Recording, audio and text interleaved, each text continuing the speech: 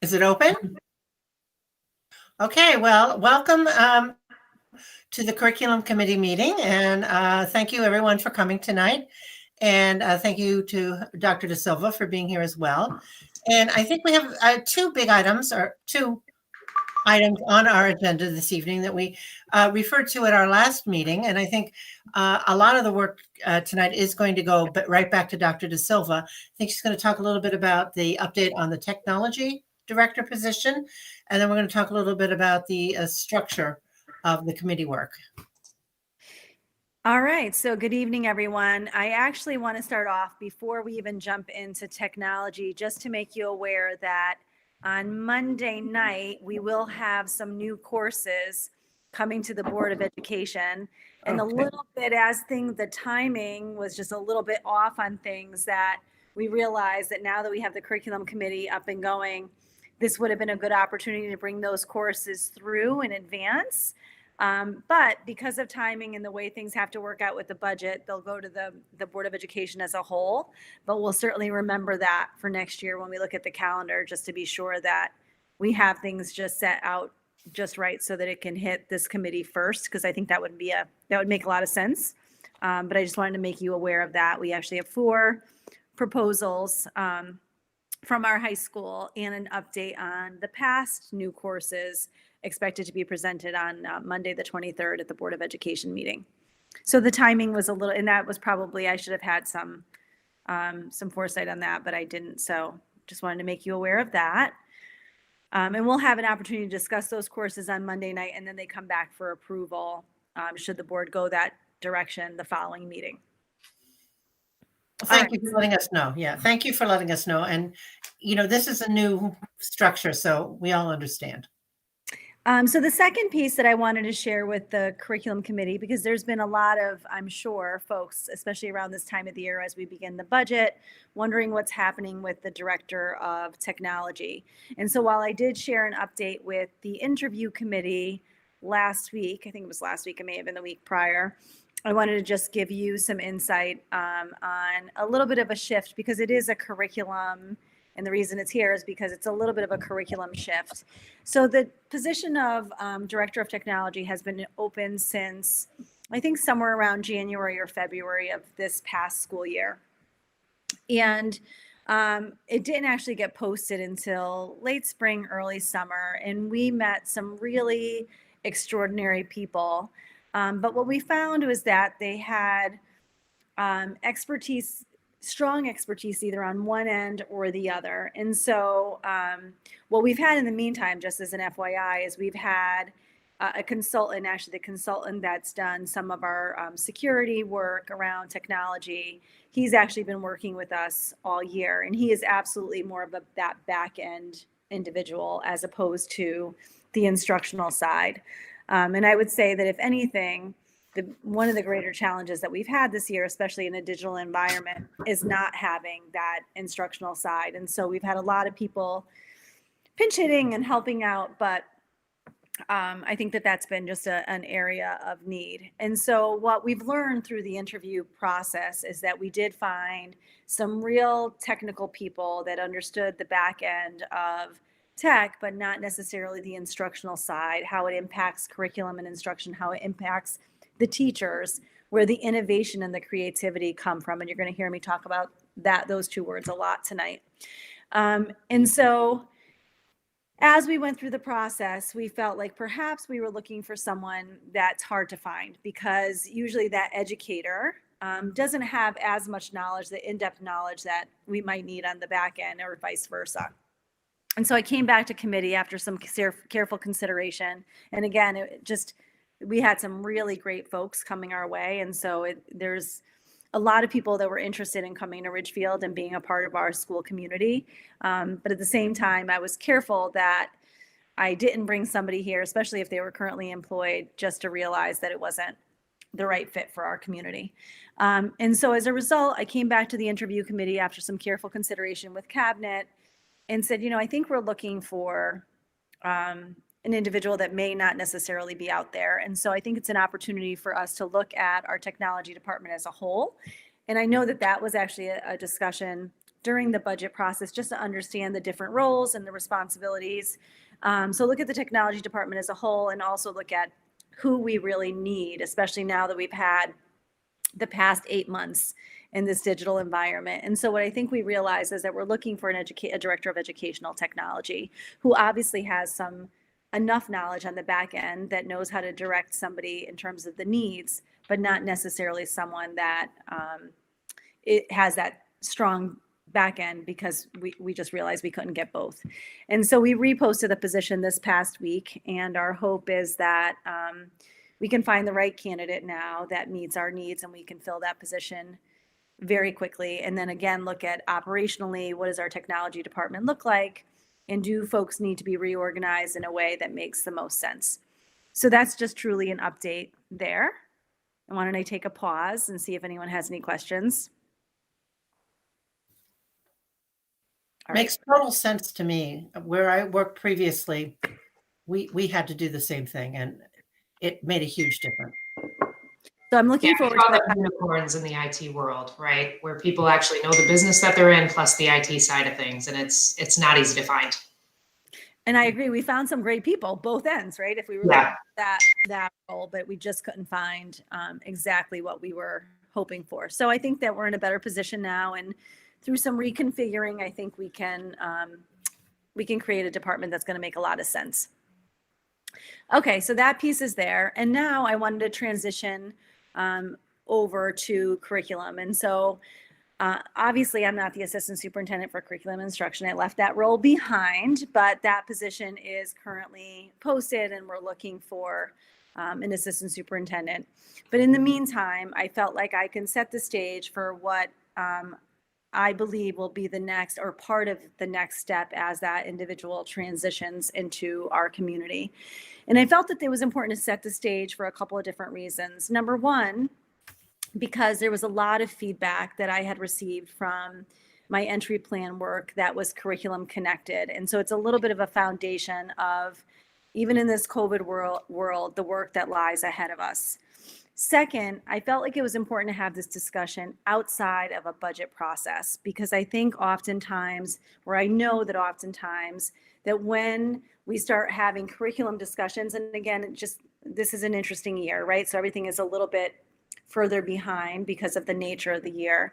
But I didn't want those two things to get muddied, that we were talking about what our needs were at the same time as a budget. Naturally, they're going to come together, or they could come together, whether it's this year or next year or the following year. But I felt like it was important to distinguish them from one another. And so I am going to share my screen. And for everyone's benefit, I cleaned up all my tabs today, so you only will see a few. Let's see if I can do this. And hopefully you see a presentation that's in blue. Do you see that? Yes. Okay, great. And so when I think about curriculum instruction, again, this is my point of view. I know that when we have an individual in that role, they're going to come with their own flavor, their own ideas, their own creativity. So this is big picture, very broad strokes, knowing that as someone transitions in, they're going to have their own ideas that will contribute to this discussion. And so starting off, I think what's really important is that in high performing districts, we often think about teaching and learning or performance as measured by test scores. And so certainly test scores are an important part of what we look at, but that's one piece, right? And so teaching and learning goes far beyond test scores. And I think in the environment that we're in right now, if there's ever been an environment, it's really not about test scores at all, right? It's about all those other things. And so I think about the why and what our kids deserve. And our kids deserve a world-class education, right? We move to a particular community, or people look to move to a particular community because they want especially if they have children, they want a great school system. They want a great education. They're looking for creativity. They're looking for innovation, and that's what our kids deserve, right? Some of our kids need a stretch, and others need a fair shot. And in my entry plan work, I heard that a lot. Like, what's happening with children that perhaps require gifted and talented work, or what happens with our most struggling learners or students with learning differences? What's the work look like there? How are we supporting those kids?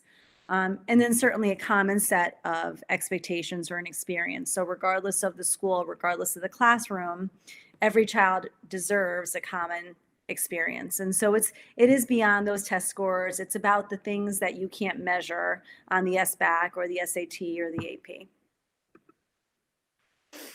And so when we talk about what matters in curriculum instruction, we also talk about child development. And so having been in this role, I know that my background, even though I was a K-12 assistant superintendent, most certainly, I came from an elementary world. So I understood elementary children far better than I understood, at least initially, secondary children. But it's really important to understand how children develop at particular stages, what they can access at particular stages. We know that now in the digital environment, right, is that putting our kindergarten or first graders on a screen, and depending upon the amount of time, how they can attend, how they access, what their engagement looks like is very different than putting a secondary student on a screen. What matters in curriculum instruction is content knowledge. It's really important that we understand what we're teaching, right? What's the content that we're teaching? What's the content that our teachers are teaching? Whether it's the sciences, the math, the English, the teaching of reading versus, learning to read versus reading to learn, that whole concept.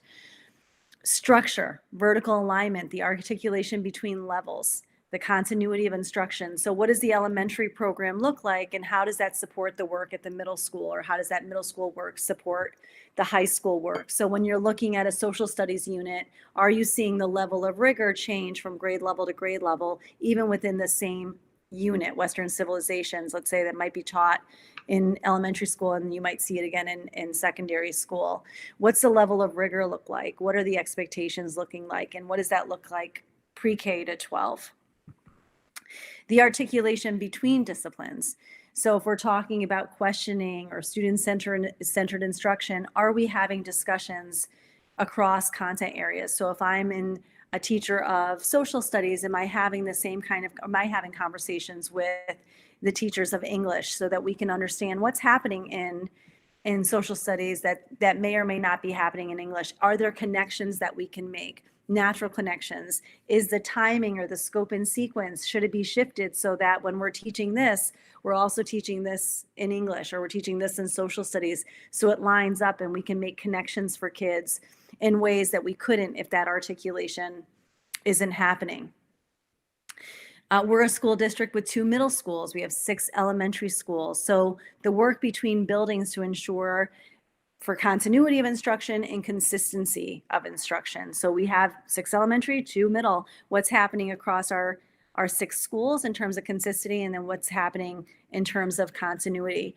So when we have 5th graders coming from school A going into a middle school, are they ending their scope and sequence at around the same time as school B entering the middle school? And if not, what does that mean for our teachers? And that's naturally something that can happen, right? Some of our teachers may have finished earlier or later or adjusted based on the kids' needs that they have in front of them, which is perfectly appropriate. But how is that being articulated to our middle school teachers so that they can best prepare for the population of children that are coming to them that may have not finished a unit, let's say in mathematics, where another grade level maybe was pushing ahead in another school? I mentioned the work between the buildings, the collaboration and the interface with colleagues from other districts, right? So what's happening in other districts? What's the exchange of information look like? What are the current trends, the best practices, not only in our district reference group across the state or even in other states? What is that collaboration? What does that exchange look like? What are the best practices that are happening out there outside of our community and outside of even our state? Are there some things that are exciting, innovative, that are happening beyond us?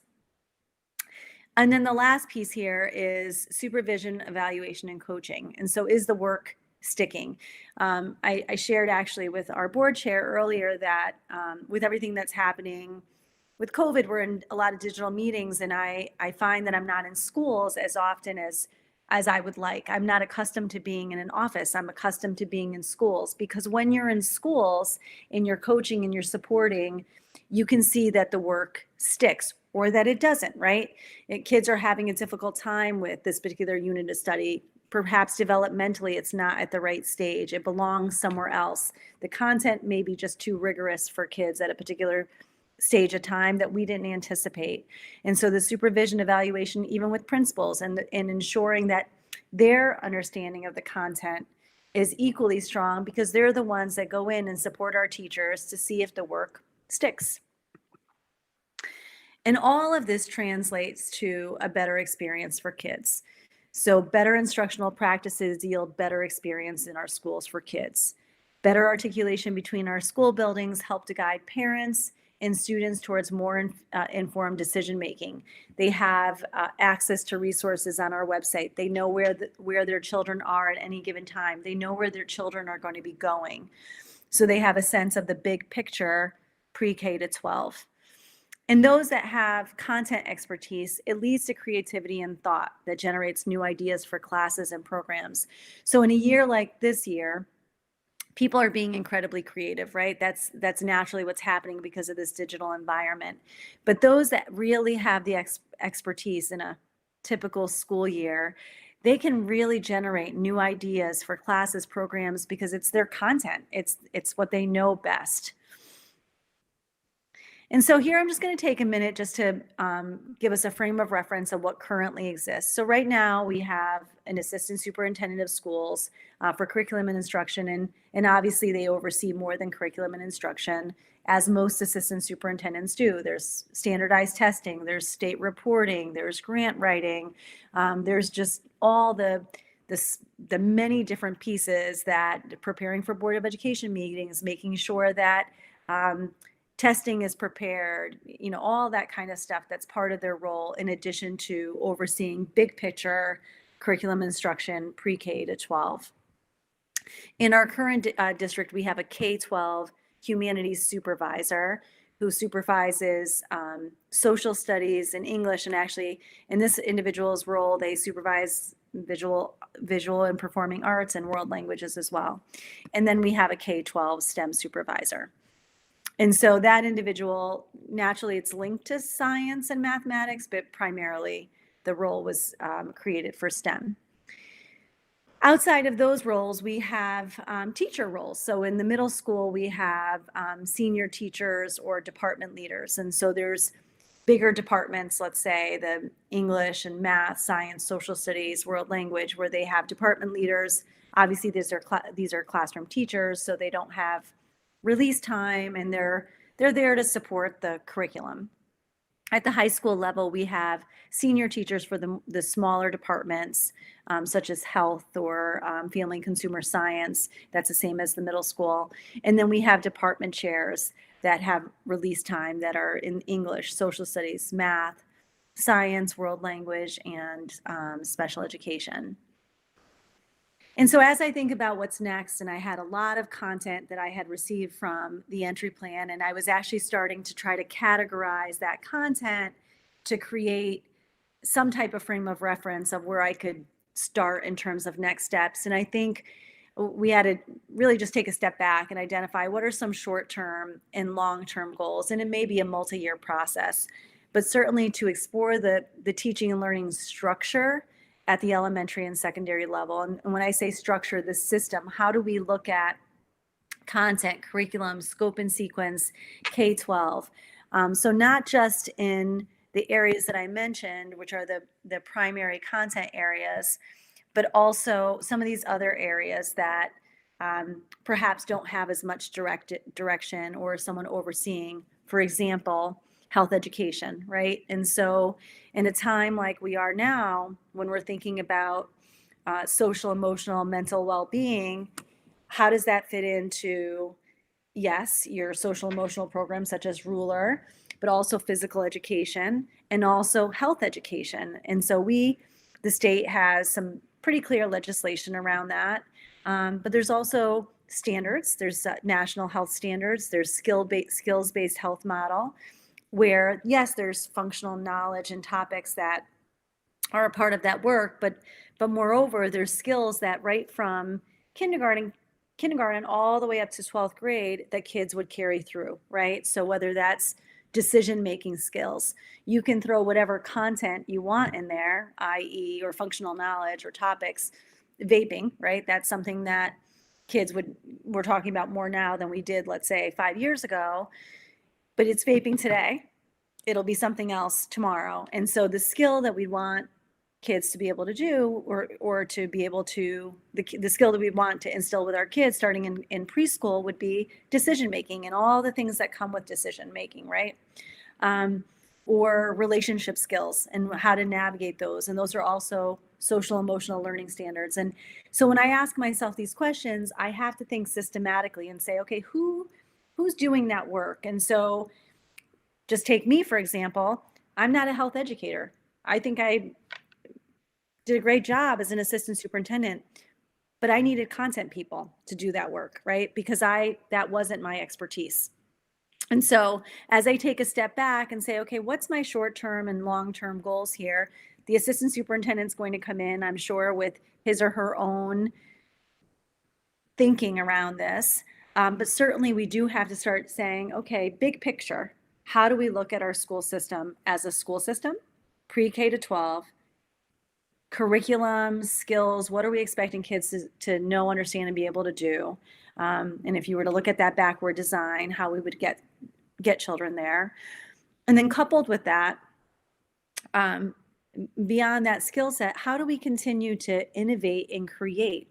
And teachers are the ones that do that work. Stability helps them, right? So stability at the central office level will help them create and innovate, but they have to have some content in which to start. They have to have some leadership in which to start.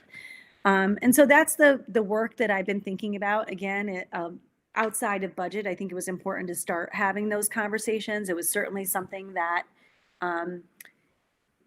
parents, educators, community members spoke about during my entry plan discussion as areas of interest and areas of concern or areas of question, and ironically also areas of strength, because what our families did share and our teachers did share is that we have a great program that we offer in Ridgefield. Our students do very well. Our teachers are amazing, right? So with all those things, we have the foundation there. How do we keep moving forward? And so I felt like tonight was a good opportunity to at least set the stage there and then offer up an opportunity for the committee to ask questions and then share this out with the Board of Education, and certainly knowing that the assistant superintendent for curriculum and instruction will also have his or her own thinking around this systematically as we explore how do we look at elementary and secondary, and then how do we look at it big picture. I'll take questions. I have probably a silly question. So it's more about my own learning. I don't know curriculum. I defer to your expertise on that. I'm just curious, how often should the curriculum change? Expertise grows over time, and it seems like, and I know I hear, sort of the headlines of, hey, we're pushing XYZ curriculum from a federal level or whatever. But what, in your experience, how often should the curriculum actually be shifted? And I don't mean tweaks like, hey, a new classroom came up from the high school, but sort of those core curriculum classes. How often does that really shift? So there's two things. There's typically the state standards, mm-hmm. which doesn't typically drive content, except I would say that recently the state has said, okay, legislation has said after such and such year, you need to bring in such and such course. So that is definitely happening, Liz, which didn't happen that much in the past. Okay. So typically we have our state standards. And so what's really challenging is that the standards are the standards. It's not your curriculum and it's not your primary resource. And so what will happen is from those standards, usually an assistant superintendent along with your content folks are going to write, their curriculum. They're going to have a scope and sequence and then create units of study, attach resources to those units of study. And so then all along the way, they'll make tweaks to that kind of work. Mm-hmm.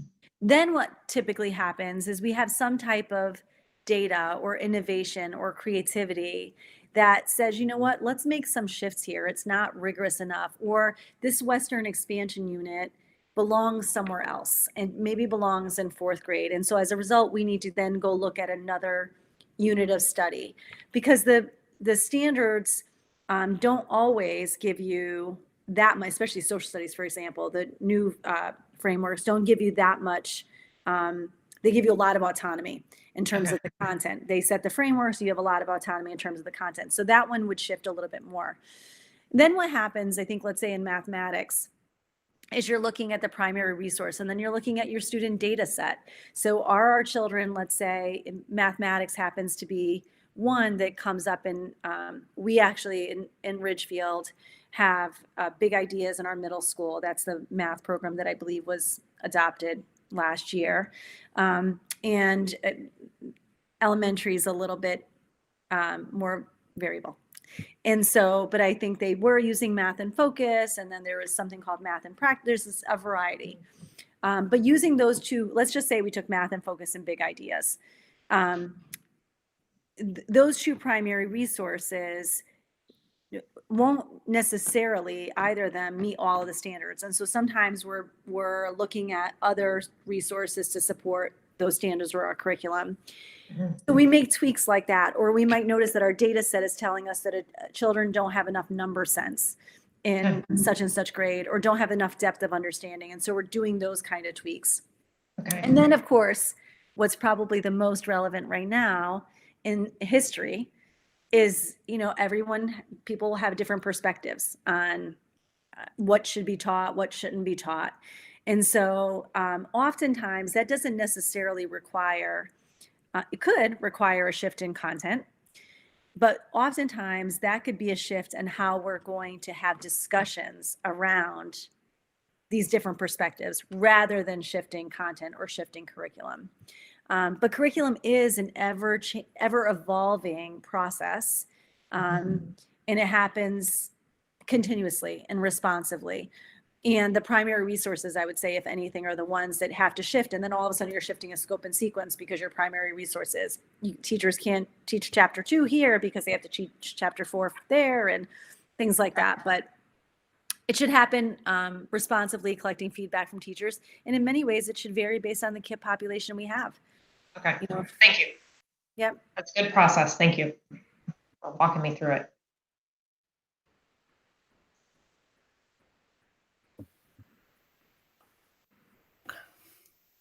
I just wanted to comment that I really liked the sort of integrating the teachers at the different levels into the curriculum, because I know that that always comes up within sort of the teacher population, that they might be given a mandate to try a new curriculum but haven't been consulted about it.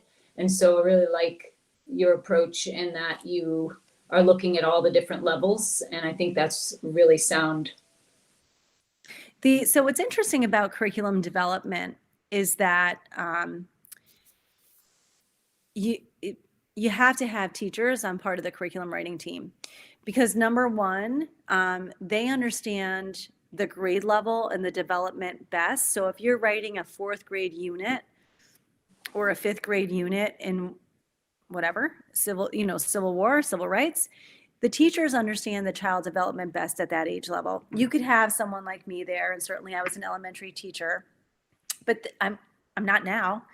And they understand how kids are at that age level, what they can access, what their independence looks like, how the content should shift over time. So curriculum writing teams, certainly there has to be a structure to them, right? These are the outcomes that we're expecting. This is the template that we want to use. That's the way we write curriculum across our district. So once you give them the structure, then you bring teams to write that, right? They have to also have content, by the way. That's one of the pieces that's interesting about elementary school teachers, is they're generalists. So how can you lean into those content teachers that are teaching something very specific, let's say at the secondary level, to come be the ones to give that professional learning to your, right? The teachers over at the history teachers, the high school, can teach you about westward expansion that I didn't necessarily get the content knowledge when I was in elementary school undergrad, right? But having teachers be a part of that curriculum writing process, have teachers being part of the professional development and sharing that out rather than having outside folks coming in to do that work. It's just a strong model. I can't imagine anyone coming into our district would be proposing a different model than that, because we know that works. That's how the work sticks with, a fourth grade teacher sharing new curriculum with her 15 other colleagues across the district, or a team of fourth grade teachers sharing it with their colleagues across the district, is going to be way more powerful than someone outside the district that is coming in. No, I agree. And I'm saying though that actually doesn't happen everywhere. So, it really is good to hear, because while it does seem logical and that it should be happening, it doesn't. Yeah. Again, when I was an assistant superintendent, my superintendent ironically happened to have been an assistant superintendent prior. And so he was like always meddling in my business. But I learned so much from him in many ways, because as I was transitioning into the role, especially when it came to the elementary program, because I felt like that was my strength. But I realized very quickly is that as much as it was my strength, and I may in many ways have felt like I knew a lot about it, the teachers were the ones that were going to make it stick. It wasn't going to be me going in and saying, guess what? Here's all the 5 amazing things that you're going to do. But rather, here's the work that we did over the summer. Here was our thinking around it. Here's how we got there. Let's share it out and then let me come support you if you need support, colleague. But that is by far the most powerful model. And I think most people would agree there. But it takes time, it takes resources. Sometimes it takes teachers giving up their evenings to write curriculum or their summers. And so getting teams that are willing to do that isn't always easy. And we certainly saw that challenge when we were writing curriculum. I'd also say that part of the challenge too is that, and I guess this is philosophically where people sit, but textbooks versus resources.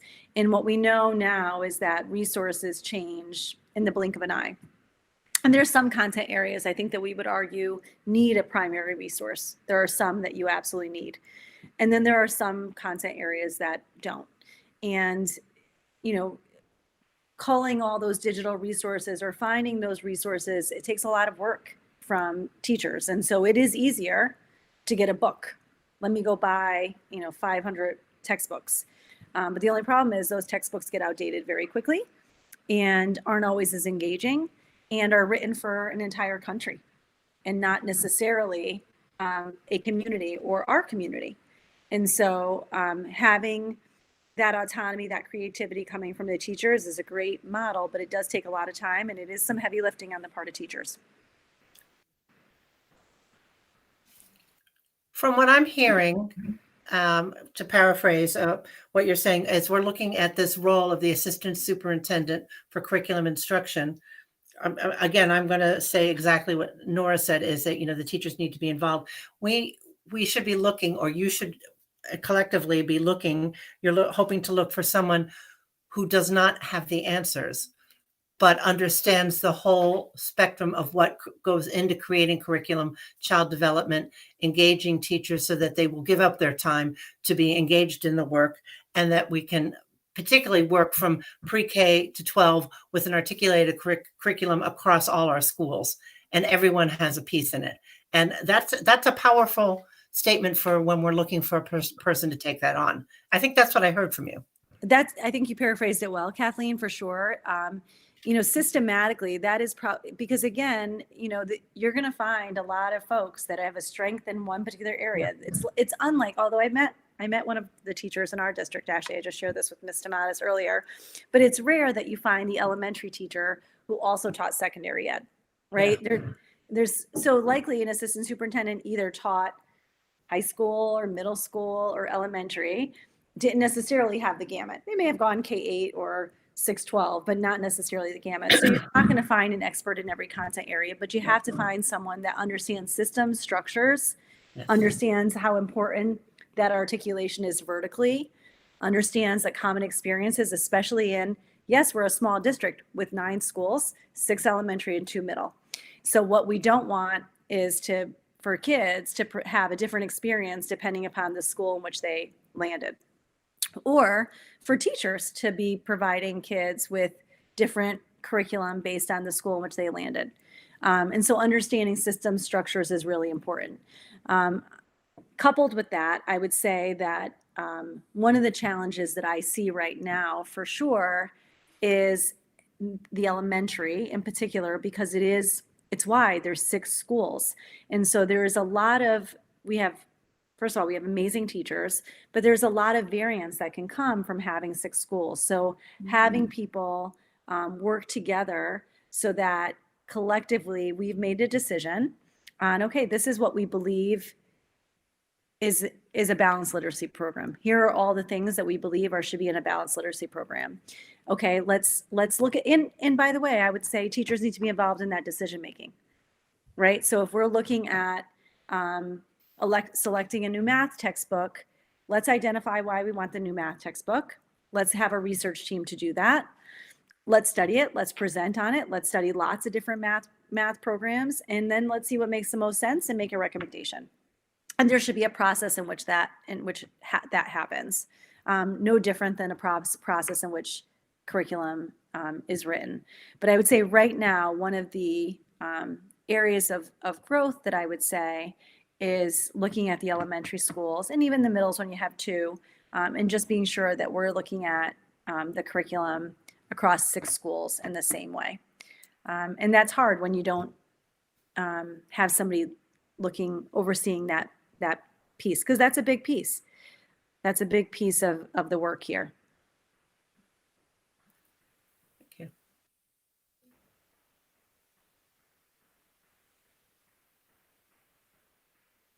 And one piece that I spoke to briefly around the feedback that I had received around, let's just say, gifted education or differentiation for advanced learners. Let's just put that in a bucket, because it doesn't necessarily need to be about gifted. It could just be about differentiation for advanced learners, and that could be advanced learners in any content area. I could be a child with a learning difference that struggles in mathematics, but when it comes to writing, I have some significant strengths that need to be differentiated there.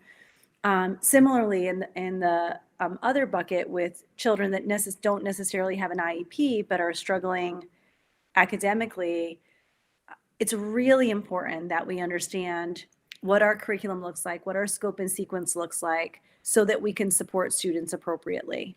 And that's through MTSS, which is what our district calls it, the multiple tiered system of interventions or something like that. SRBI is the other term. But having that common curriculum, common assessments, common resources matters when you're looking at how are we teaching our students, when are we teaching our students what, how are we assessing them, and then how do we know when they need support? Because if I'm teaching, let's just take phonics, a simple example. If I am teaching with one phonics program and Kathleen is teaching with another phonics program, and in Kathleen's phonics program, she's only taught 3 letters. And in my phonics program, I've taught 8. And then when we've decided that students who don't know 6 or 7 letters by such and such time may require intervention, Kathleen's students, who I think learned less letters in her program, it's not because they can't learn or that they require intervention, but they haven't had the opportunity to be taught. And so the unintentional or intentional teaching is a different discussion, that they should have learned them somehow. But if we're talking about intentional teaching, it's really important that we say, okay, by December, kids would have learned 12 letters because we have a common approach in which we teach that. And these are the 12 letters in which we've taught. We may have taught 15 or 18 also, but at minimum, we've taught the 12.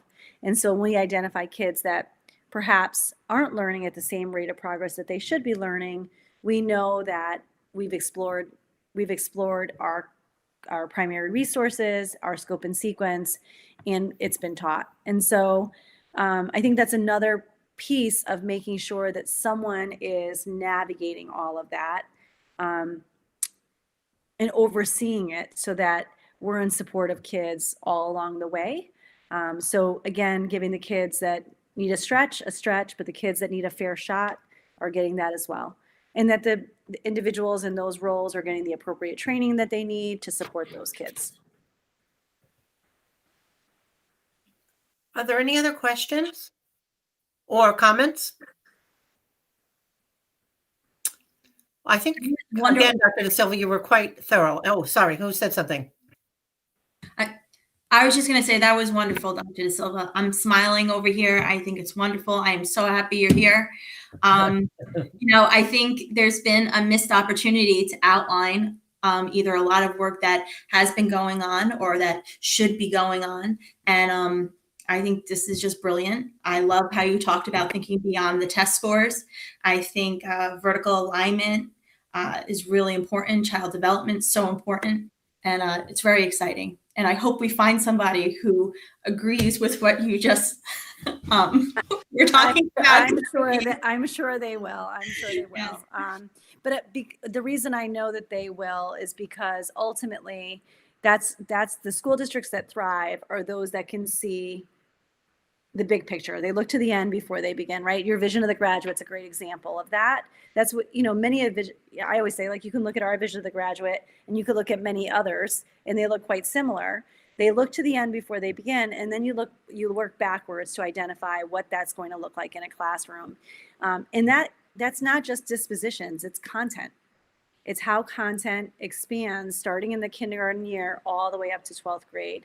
And so when you look, if you were to just take out your own child's curriculum map in social studies or history, you should be able to see how it evolves starting in kinder all the way up. And so you may see a unit of study and say, geez, didn't they already learn about that? Well, yeah, they did, right? But they learned about a different aspect, or how what the rigor looks like is different now across levels, or how they're incorporating other pieces of disciplines, whether that's writing or other science, etc. But you should be able to look at that and see kindergarten through 12th grade, what that looks like. And so whatever structure we end up with, I think that's a really important piece that has to happen.